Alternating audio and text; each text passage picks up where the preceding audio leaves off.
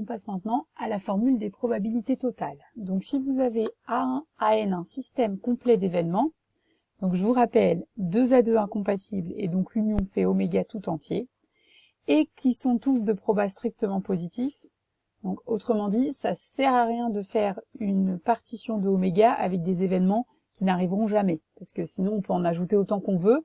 Donc là, cette condition-là, c'est une condition de bon sens pour dire on fait une partition qu'avec des événements cohérents.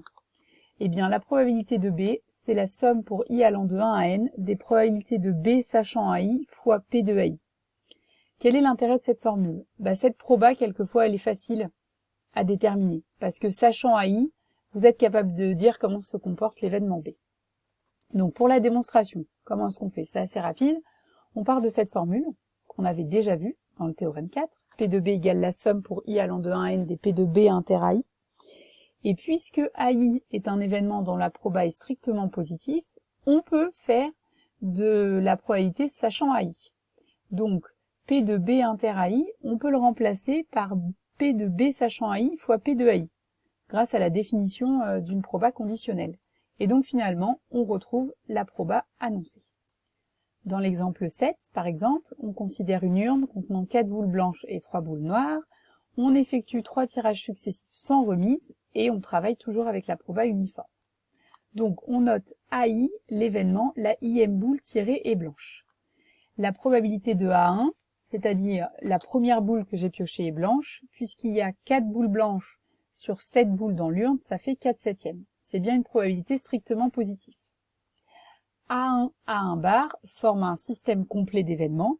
Donc par la formule des probabilités totales, P de A2, c'est P de A2 inter A1 plus P de A2 inter A1 bar, c'est-à-dire P de A2 sachant A1 fois P de A1 plus P de A2 sachant A1 bar fois P de A1 bar. Et là, P de A2 sachant A1, c'est facile à calculer. Donc P de A1, je l'ai remplacé par 4/7. Et P de A2 sachant A1, ça veut dire j'ai déjà pioché une boule blanche dans l'urne. Donc ça veut dire qu'il ne reste plus que 3 boules blanches dans l'urne. Donc P de A2 sachant A1, c'est il reste plus que 6 boules dans l'urne, dont 3 qui sont blanches. Donc la proba de A2 sachant A1, c'est 3/6. On fait pareil pour A2 sachant A1 bar, on obtient 4/6. Et donc finalement, vous êtes capable de calculer la proba de A2. Pour la probabilité de la troisième boule tirée est blanche, le système complet d'événements, il est un petit peu plus complexe. Il dépend de tout ce qui s'est passé avant. Donc vous avez dans votre système complet d'événements, soit j'avais déjà pioché 2 fois une boule blanche, soit j'avais pioché une boule blanche ensuite une boule noire, soit une boule noire et ensuite une boule blanche, soit 2 boules noires. Tout ça forme un système complet d'événements.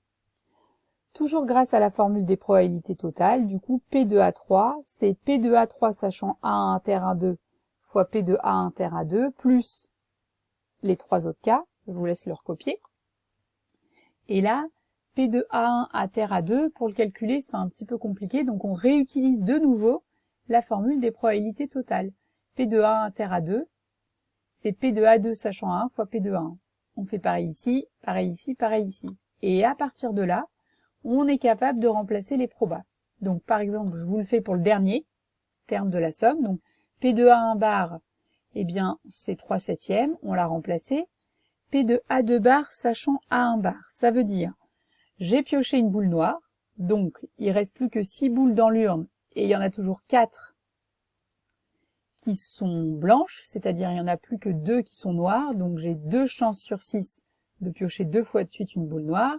Et puis P de A3, donc là c'est A3 bar, faites attention, P de A3 bar, sachant A1 bar inter A2, c'est pareil, c'est j'ai pioché une boule noire, j'ai pioché une autre boule noire, donc il ne reste plus qu'une seule boule noire dans l'urne, il ne reste plus que 5 boules dans l'urne, donc j'ai une chance sur 5.